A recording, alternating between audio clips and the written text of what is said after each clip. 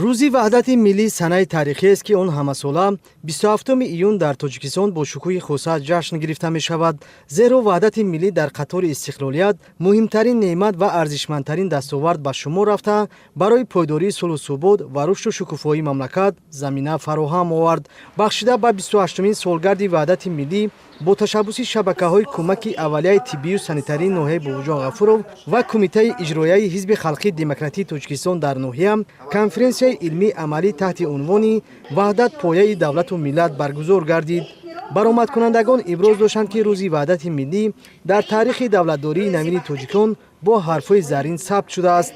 Зеро ваҳдати миллӣ барои пойдории сулҳу субут, ҳамдиливу ҳаммаромӣ, рушду шукуфоӣ ва амалӣ шудани ҳадафҳои неку наҷиб замина гузоштааст.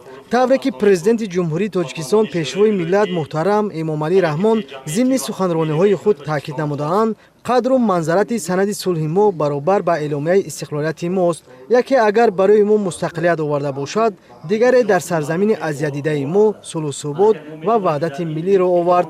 Дар ҳамоиш аз нақши пешвои миллат дар роҳи расидан ба сулҳу субут, ваҳдату ҳамдидӣ, ҳамчунин роҳи тайин намудаи Тоҷикистони собиқистиқлол ибрози андеша карда шуд.